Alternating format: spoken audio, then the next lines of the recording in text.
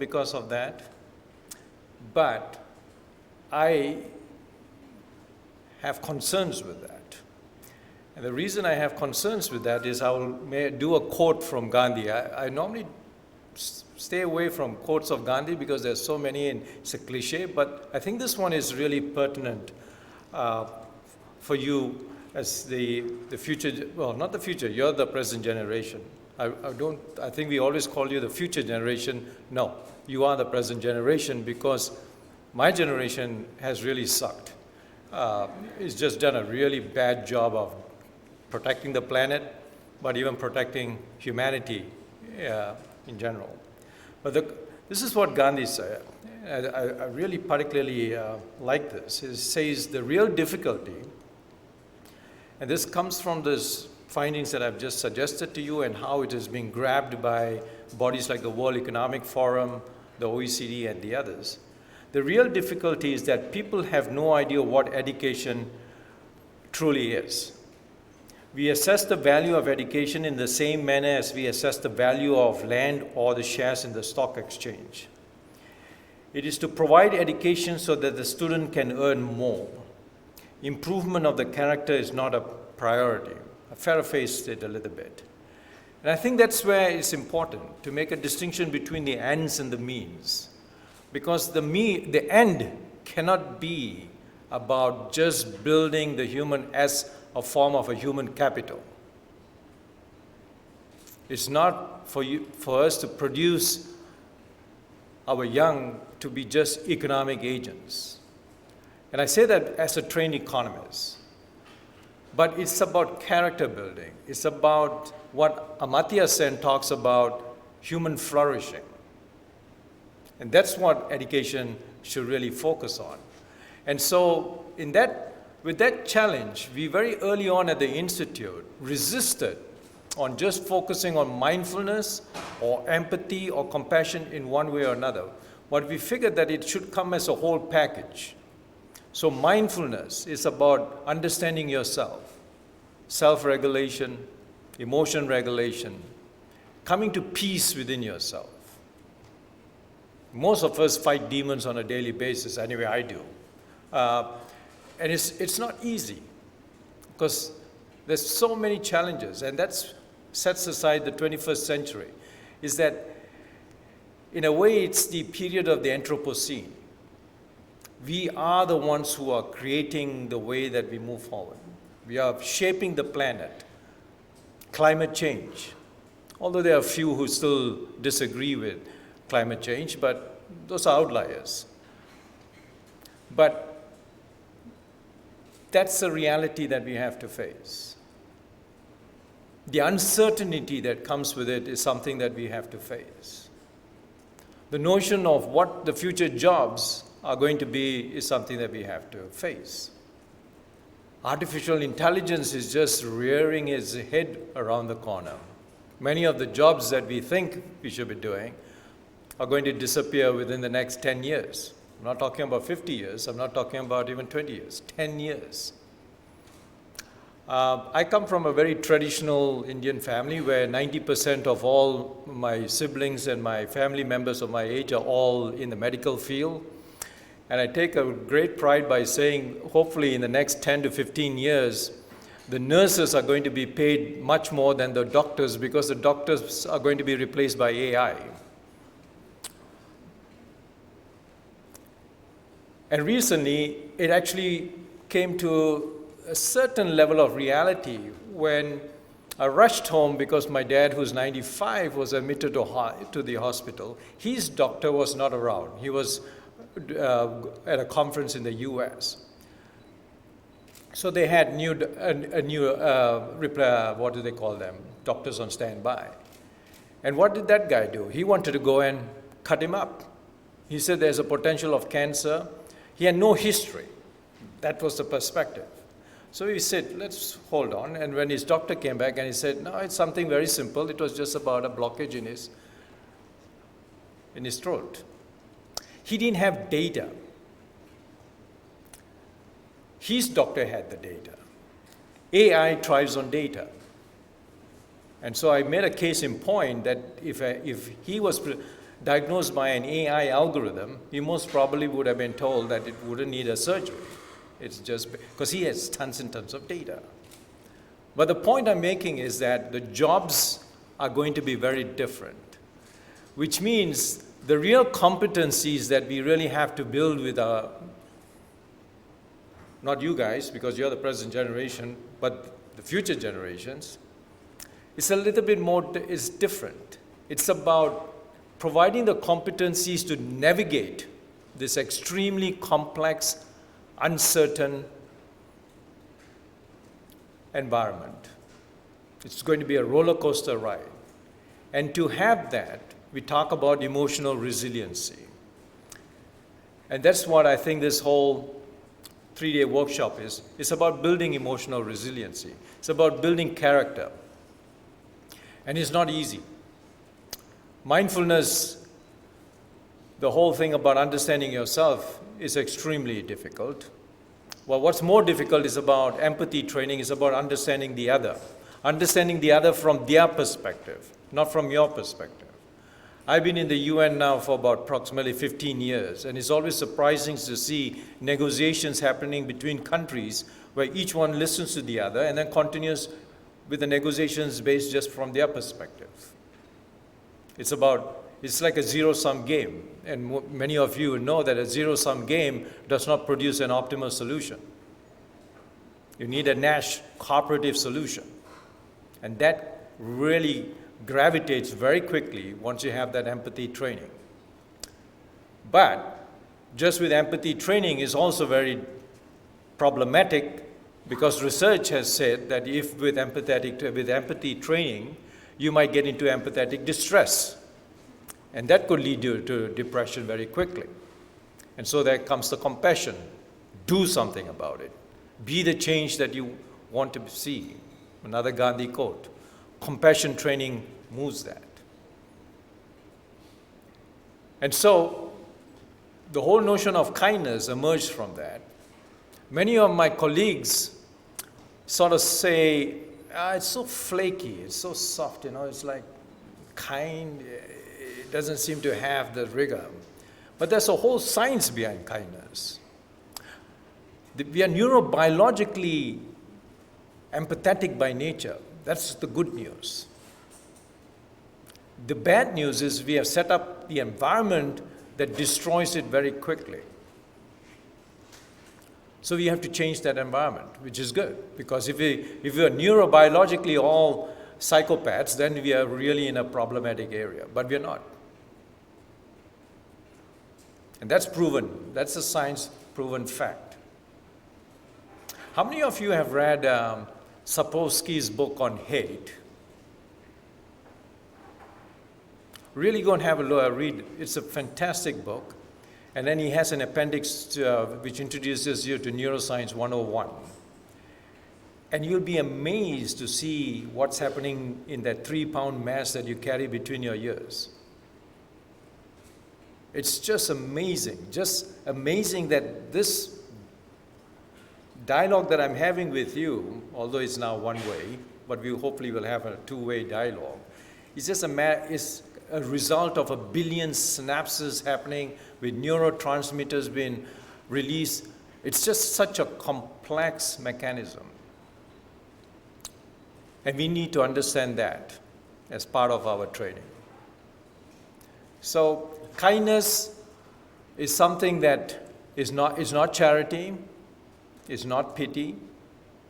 It is an act of doing something with no expectations.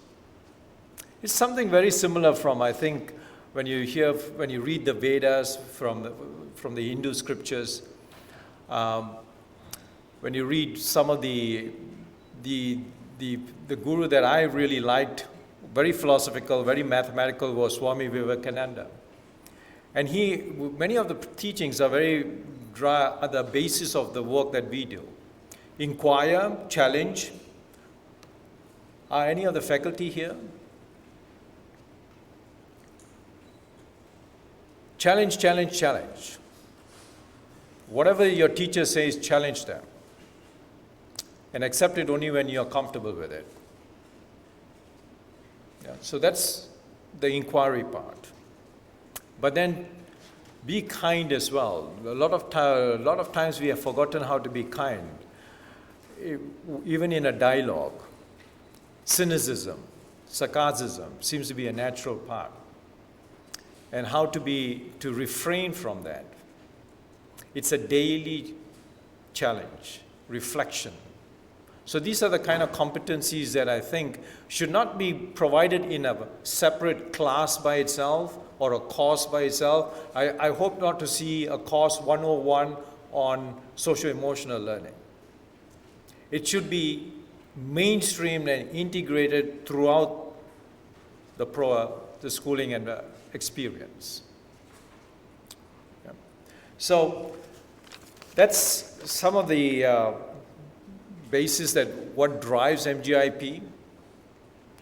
We also want to make learning a fun experience. I never had fun learning.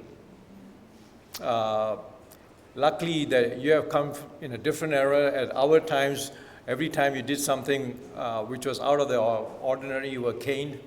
I've forgotten how many times I got caned.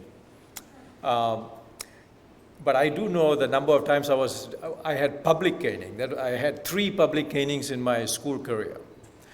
Yeah, I was a little bit naughty, but those days are thankfully gone. But so one of the things that I want to emphasize is your learning experience should be fun, it should be experiential, and it should be one that you are not afraid to make mistakes, because you only learn when you make mistakes. I hope there will be a day when we don't have assessments and exams, where you basically are evaluated on a daily basis of what you learn. And again, the operative word that I want to end is learning should be fun. Because once it's fun, it stays there. And you'll never forget it. And it's relevant. So, and then let me finish off by thanking O.P. Jindal, Vice Chancellor, and Professor Murthy as well, for supporting this. Thank you very much. And I'm hoping that we will continue the collaboration and trying to mainstream social-emotional learning, and Jindal could be one of the flag bearers of that globally, and working with UNESCO in a broader, just not MGIP, but UNESCO as a UN organization, because we have embraced the notion of peace. It's part of our DNA.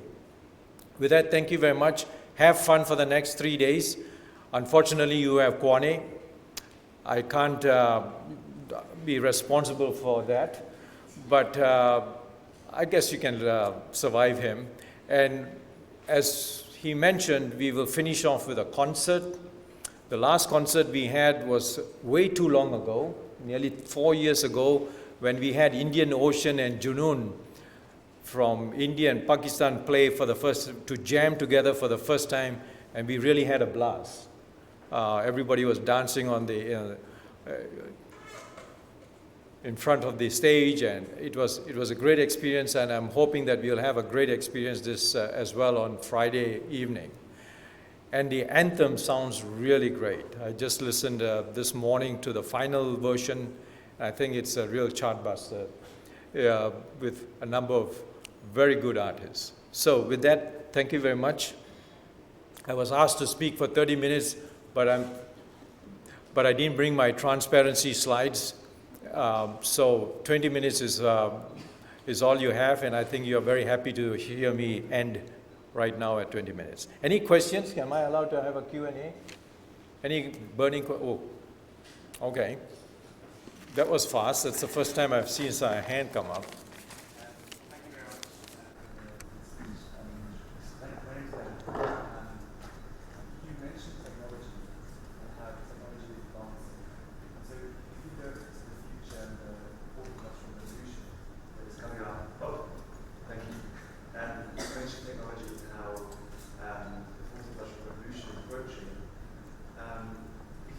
Education and how the evidence is showing a really strong shift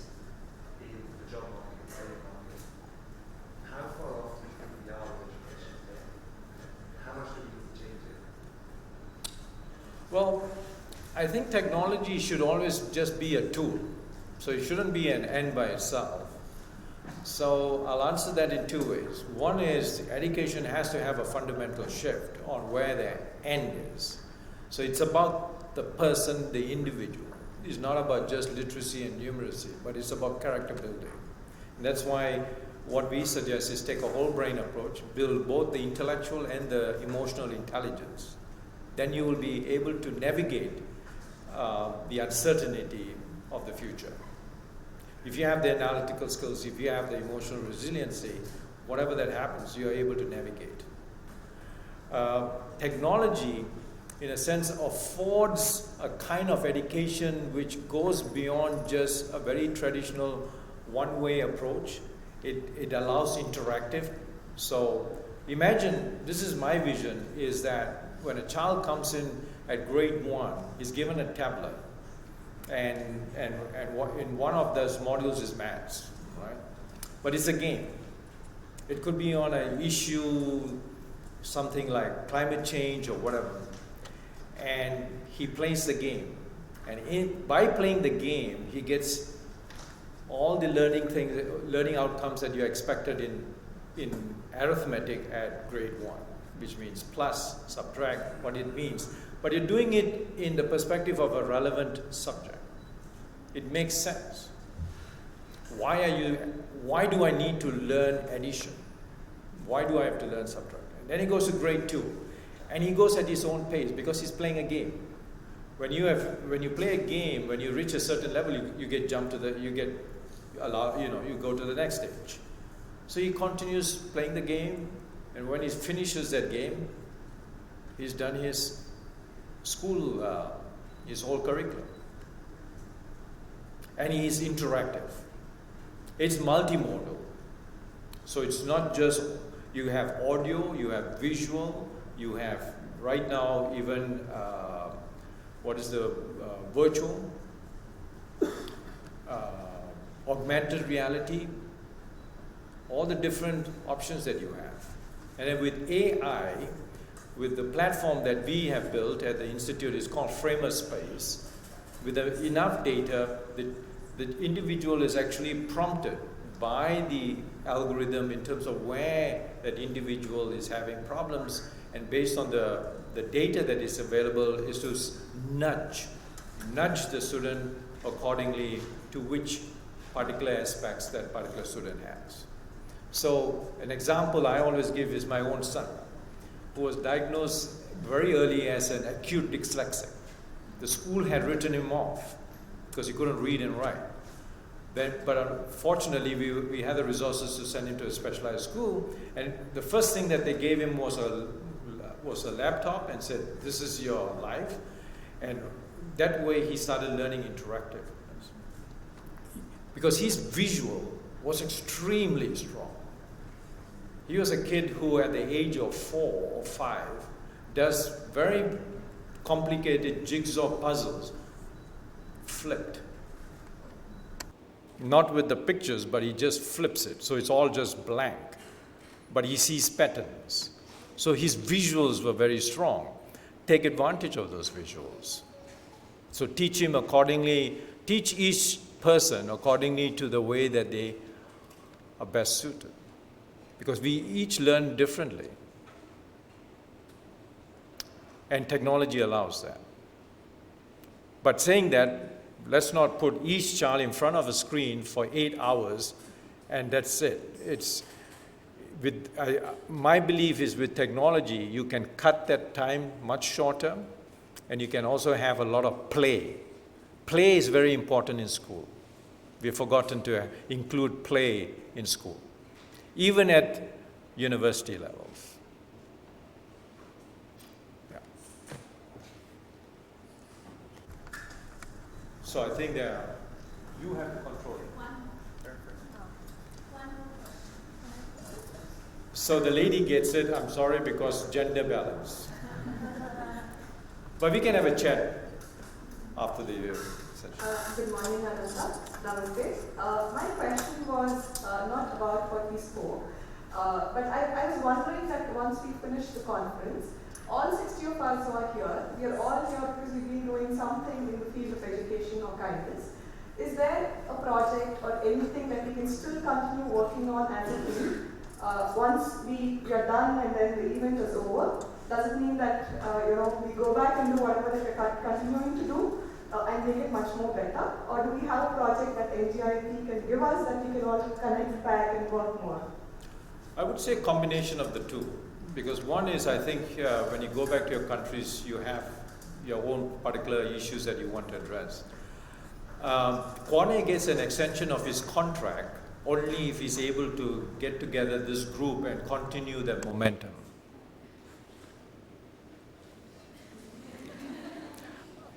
I'm not sure if he heard about his extension of his contract. I'm just joking. He's a great guy. But one of the things that we want to maintain is to continue this dialogue, continue with this group, and grow the group. The tribe has to grow, and the tribe has to prosper. And we want this to be a global tribe. So we've been having these tags along different parts of the world. The challenge now is to continue to connect them. Each one has had different issues, particular topics, but there's a common thread. And I think that connects all of us. So we want to continue with that dialogue. Thank you very much.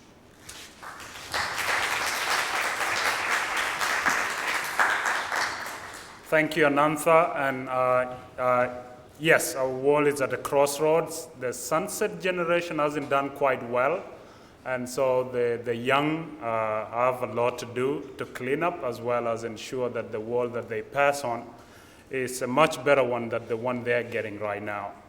And yes to education for human flourishing, yes to learning as a fun-filled experience, and yes to the importance of curating experiences that build positive pro-social behavior and emotional resilience.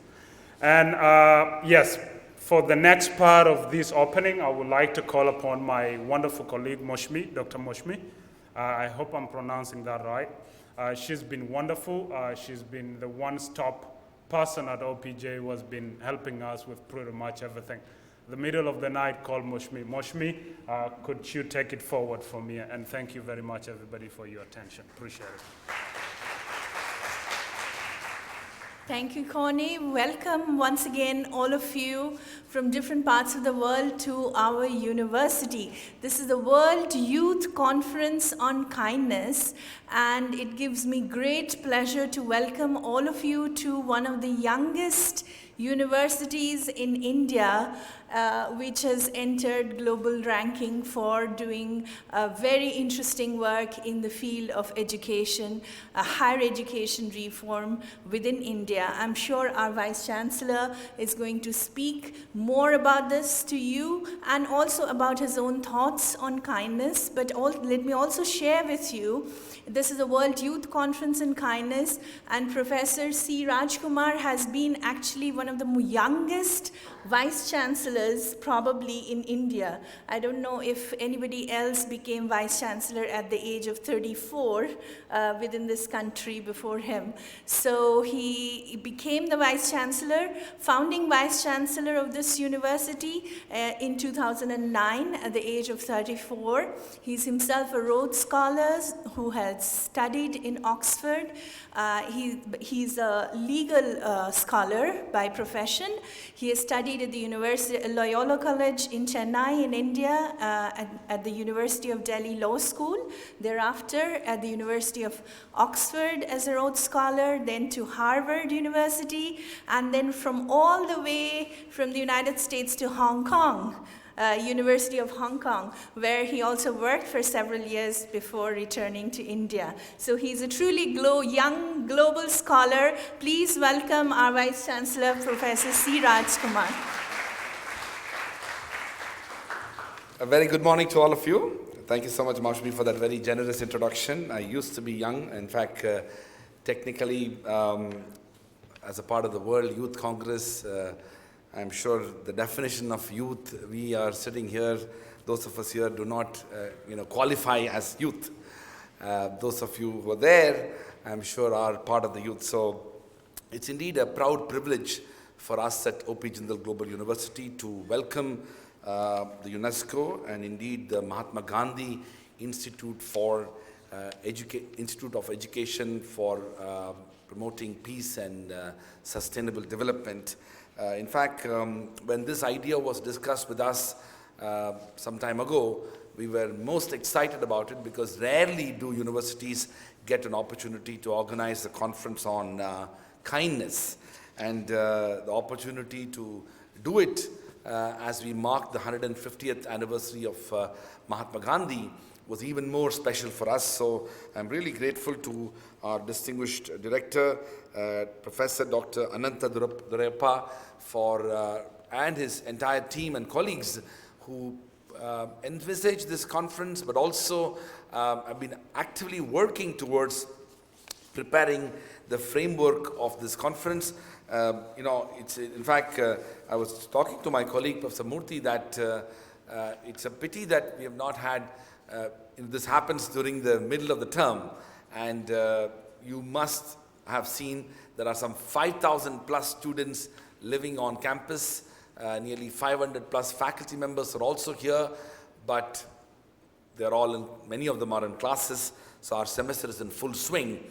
But I know for sure that many of them would have been richly benefited by the very many sessions that are going to take place. I sincerely hope that you who are part of this initiative get to engage with some of them. And we even have a Mahatma Gandhi Center for Peace, a very distinguished political philosopher, Amin Jaganbaglu, heads it. I hope you will get to meet him and interact with him. So I want to say that as a welcome note from me personally.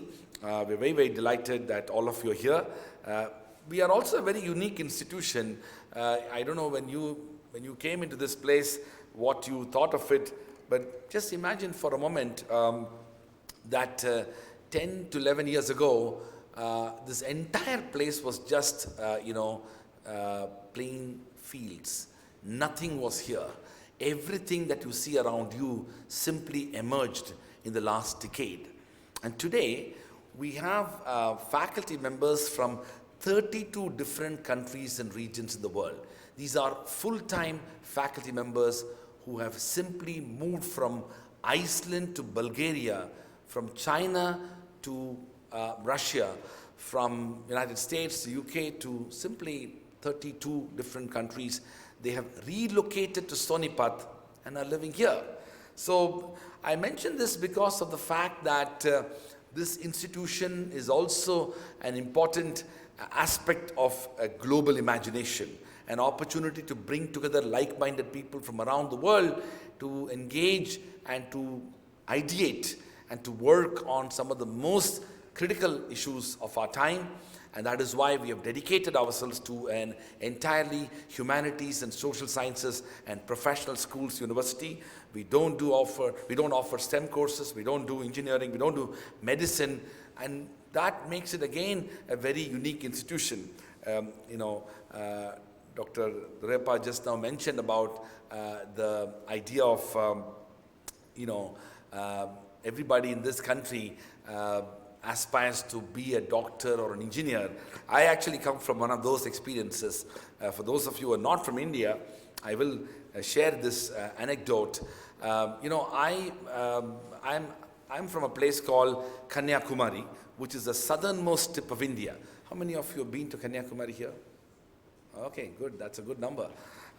So I belong to Kanyakumari. I was born there. I was brought up there. I even did early schooling there. And then I moved to Chennai, and most of my high school and college years was spent in Chennai.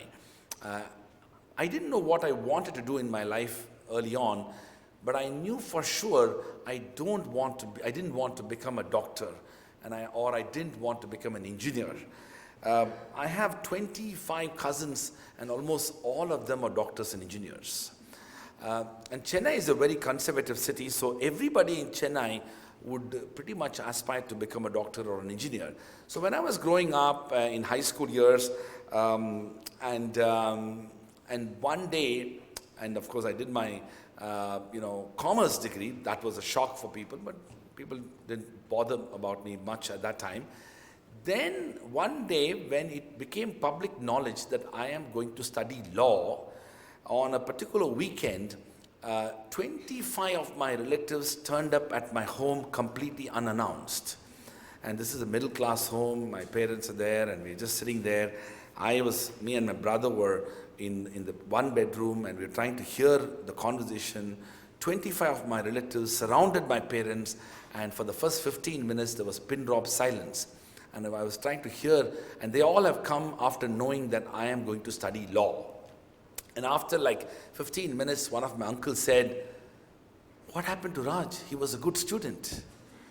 And then the second uncle said, "I knew he was not good enough to become a doctor, but I thought at least he will become an engineer." And then the third aunt said, "Doctors and engineers, you need to be smart and hardworking," but he was not ready for it. "But we were hoping he might become a chartered accountant." And then they said, "Why law?" And then, of course, later my aunt again said to my parents, "These are very difficult times for you. We are with you. We will overcome this tragedy." And I'm not kidding. I'm not even exaggerating. So I say this because of the fact that there is an obsession in this country towards certain disciplines, but many of us have made those choices because we believed in the idea of what we've set out to do. And that takes me to the point about why even people like me, but many others, decided to study law. I was profoundly inspired by none other than Mahatma Gandhi. Much of Indian freedom movement was led by lawyers. Mahatma Gandhi was a lawyer. Our first Prime Minister Jawaharlal Nehru was a lawyer. Sardar Patel, the first Home Minister, was a lawyer. Dr. Rajendra Prasad, the first President of India, was a lawyer. Dr. Ambedkar, the Chairman of the Drafting Committee of the Constituent Assembly, was a lawyer. Pretty much lawyers led the freedom movement. And that was hugely inspiring, led by, of course, none other than Mahatma Gandhi himself. So I want to pay this important tribute as we celebrate the 150th anniversary to pay tribute to Mahatma Gandhi, but also to recognize a sense of sadness as we host this conference. We are indeed celebrating the 150th anniversary of Mahatma Gandhi, but unfortunately, we know that today we are living in a world that is simply institutionalized violence, where discrimination and bigotry is not only tolerated, but at times even celebrated.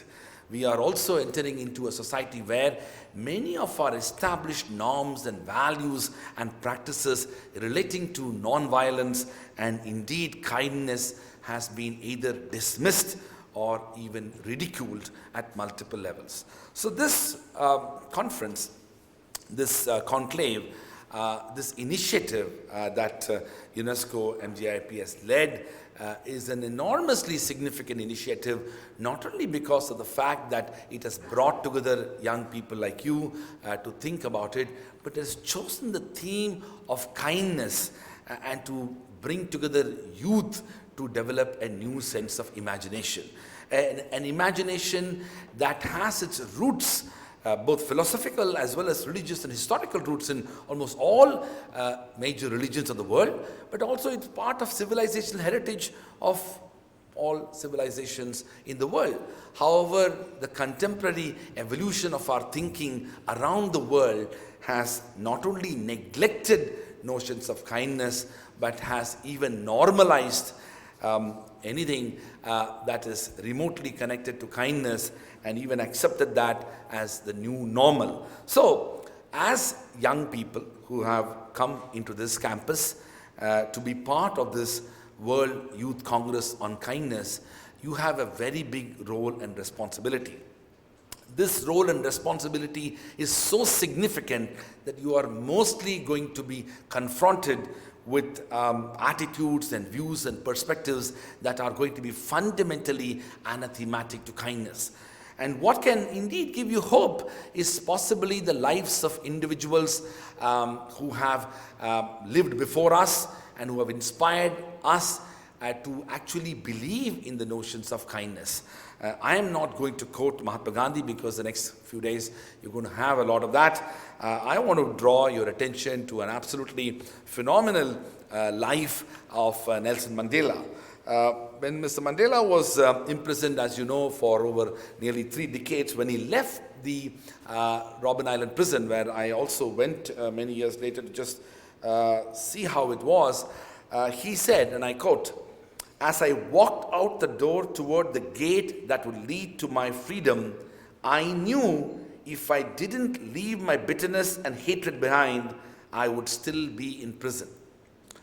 Now, think about it. Mandela simply embodied, all notions of kindness and forgiveness and empathy that most of us can't even imagine.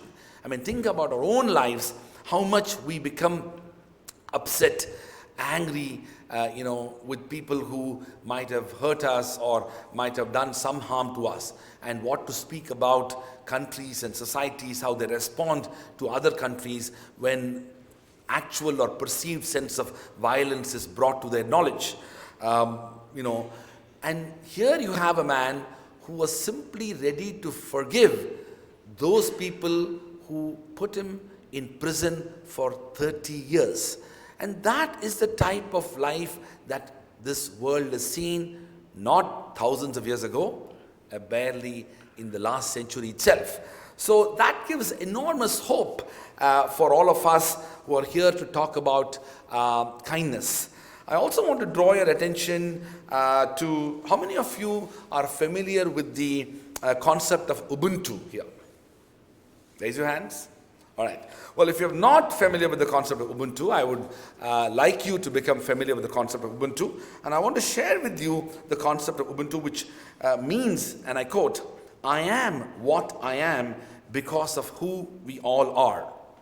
The word Ubuntu has its origins in one of the Bantu dialects of Africa.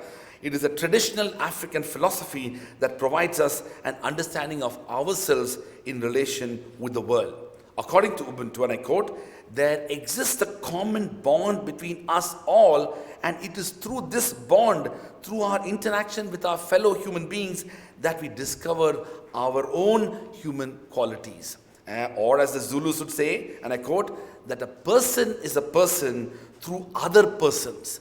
We affirm our humanity when we acknowledge that of others."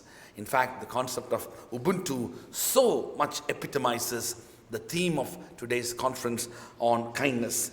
The South African Nobel laureate Archbishop Desmond Tutu describes Ubuntu, and I quote, "It is the essence of being human. It speaks of the fact that my humanity is caught up and inextricably bound up in yours.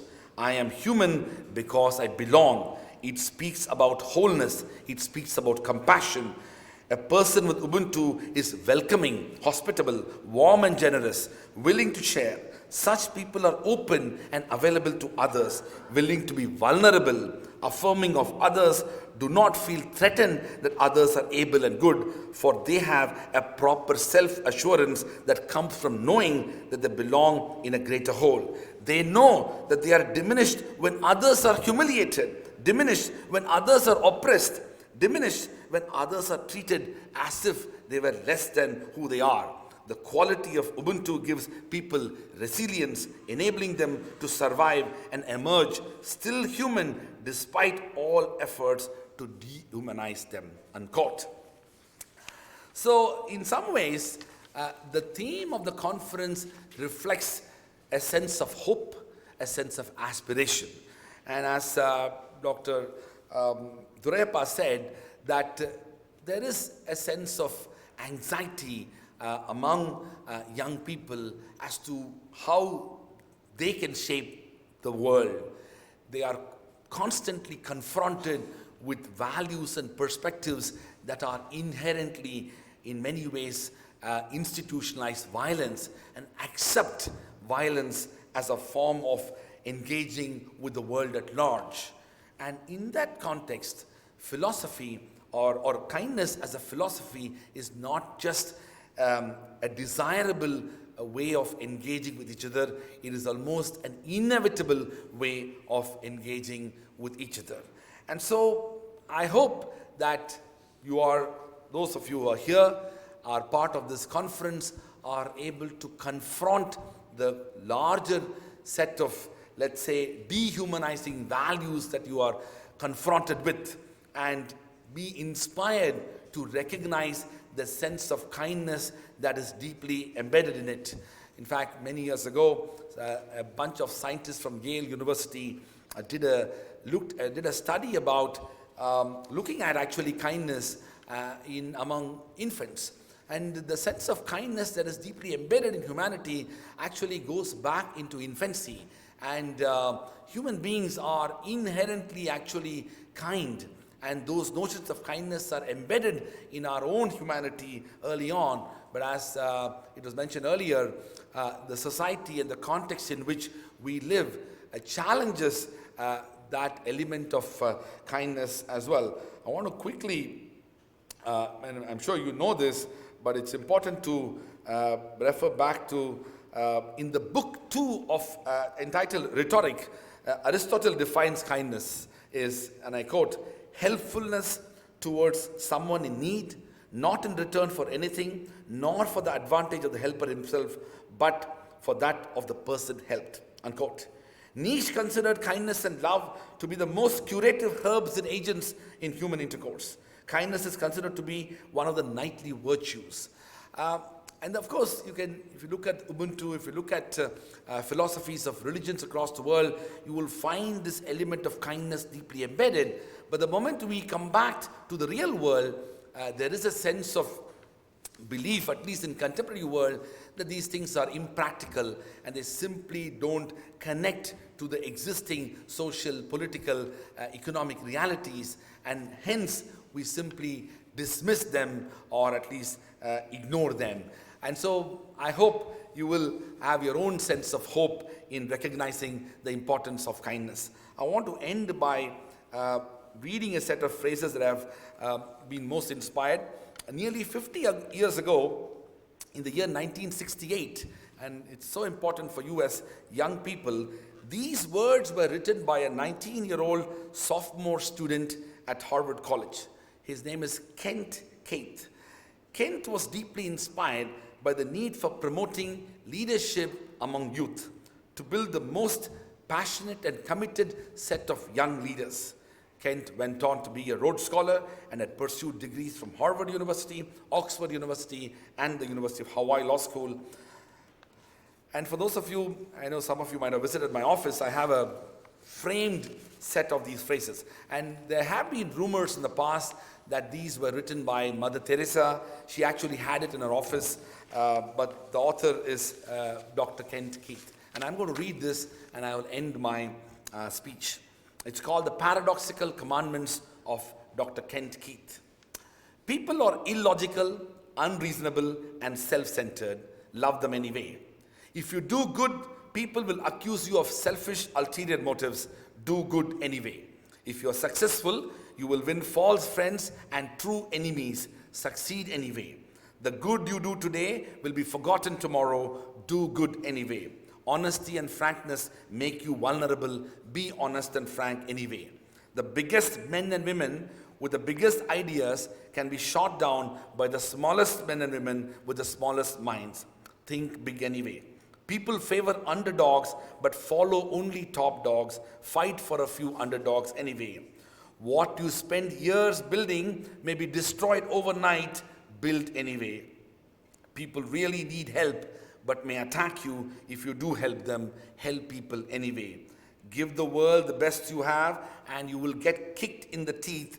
Give the world the best you have anyway. I sincerely hope you will have a wonderful experience being part of this conference. Thank you. Thank you, Professor Raj. A big round of applause for a wonderful speech and for sharing your thoughts on kindness.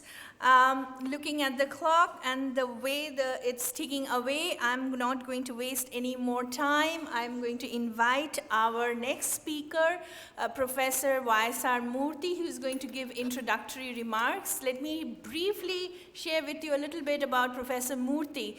Professor Raj mentioned Nelson Mandela, Desmond Tutu. This conference is commemorating the 150th anniversary of Mahatma Gandhi. All these figures, we know them as figures who fought for human rights of people. And I'm sure all of you know about the Universal Declaration of Human Rights. Now, Professor Murthy is a human rights scholar. He's a scholar of human rights law. He's himself worked in the National Human Rights Commission in India for several years, actually, before he joined this university as a registrar. So he has worked with the government in India at the National Human Rights Commission in India. And now, currently, he's a professor of law at our law school and also a registrar of this university. Professor Murthy, over to you.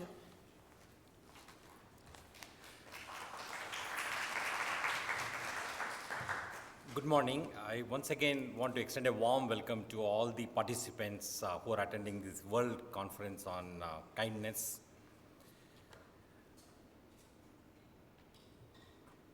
This is the 10th anniversary of the OP Jindal Global University. We have organized over 1,500 conferences, seminars, workshops, distinguished public lectures on various facets of law, business, international affairs. But this conference is unique in many respects, and for the first time, this is a conference on kindness. And the context is also extremely significant. It's on the occasion of the 150th birth anniversary of Mahatma Gandhi. And yesterday, the world observed the World Humanitarian Day on the 19th August. And it's again a significant reminder to all of us about the importance of humanitarianism. Our own university is an act of kindness. Our benefactor, Mr. Naveen Jindal, who is the Chancellor of the university, gave a sum of 500 crores about 10 years back to establish this university. While India has known people who generally give away for religious causes, for establishment of temples, the Chancellor, in an unparalleled act of corporate philanthropy, gave a huge sum of money and also academic freedom to establish this university, and where the students are able to pursue their dreams, aspirations, and carve out their careers.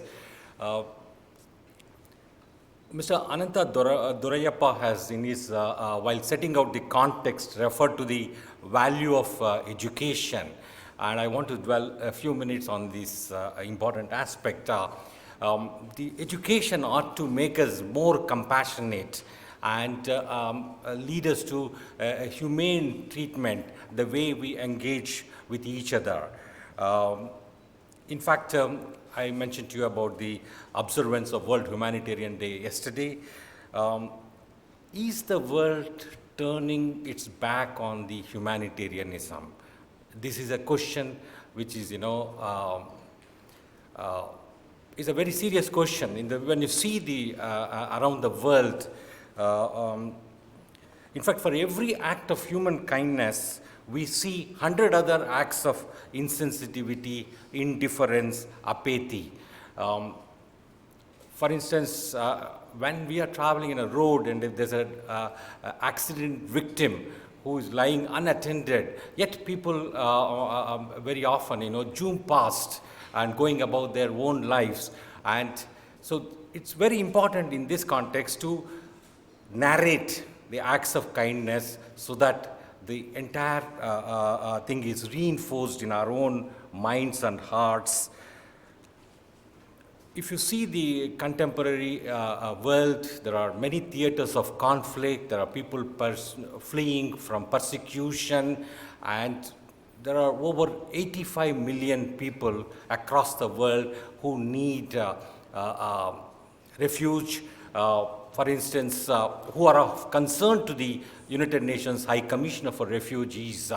Of these, about 25 million are refugees, there are 40 million internally displaced persons, and yet when you see the way the world treats them, often they encounter racism, they encounter xenophobia, they encounter other forms of prejudices.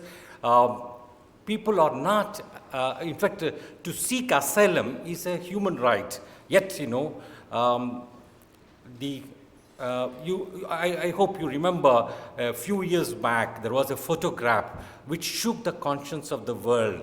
There was a 3-year-old child, Alan Kurdi, who was washed ashore on a Turkish beach, and who, like many others who are fleeing from a war or a conflict, and then trying to seek refuge in a safe haven, but got drowned in the process.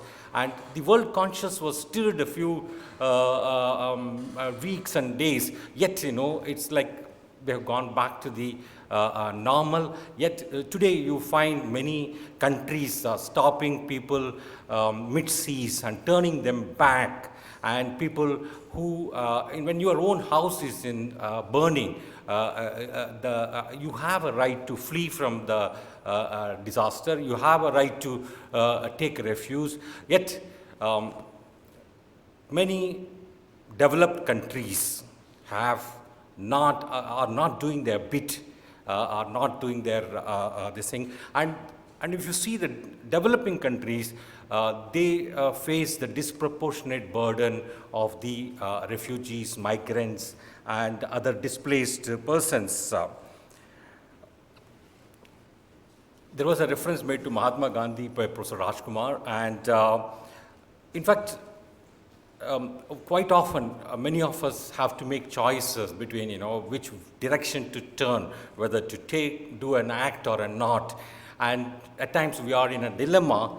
And Mahatma Gandhi, in his own profound words, gave a test on how to break this dilemma, and it's called a talisman.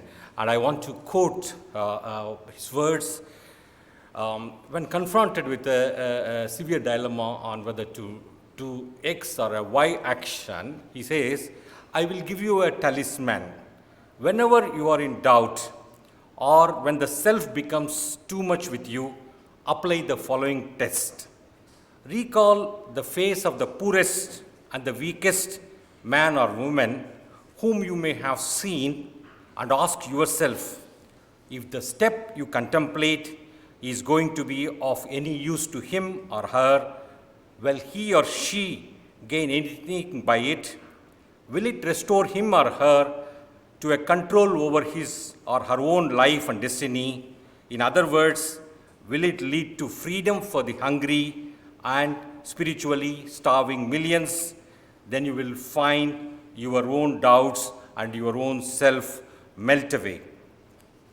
It's very profound words. Even now, if you see across the world, there are over 1 billion plus people, or even nearly 2 billion, who often go to bed hungry, or who are impoverished, marginalized, dispossessed, whose rights are violated.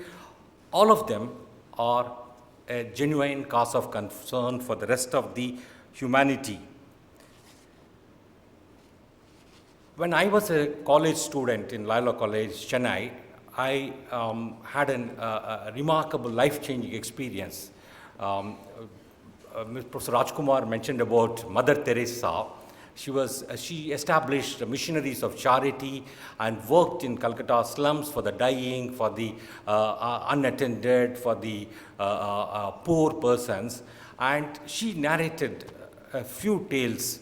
When a billionaire gives away a few millions for charity, it is one thing. And she told about a beggar who himself was struggling, and from his minuscule or whatever meager income, he just gave away some amount. And this powerful anecdote has really is a lesson for all of us. And I want to quote Mother Teresa, who said, "Not all of us can do great things, but we can do small things with great love." The small things include small acts of charity, and in whatever way, if we can make the rest of our humanity smile, we have achieved the true purpose of our life. In fact, she further said, I quote, "A life not lived for others is not life." And I wish this conference, I wish all your deliberations a success. I hope you have a great stay. Thank you. Thank you very much, Professor Murthy, for that quote from Mother Teresa, which is also very similar to a quote from Gandhi himself, who insisted on simple acts of kindness, and would often say that simplest acts of kindness are often much more important than 1,000 heads bowed down for prayer. So thank you very much, all the three speakers on the dais, and thank you all and welcome all of you once again. Your workshops will now begin at 10 o'clock right across this auditorium in the multipurpose room. And yes, before that we'll have a group photograph, but before the group photograph over here, we'll have a little felicitation from our university to Dr. Ananta Durayappa for choosing us to host this wonderful conference and host all of you at our campus. Please.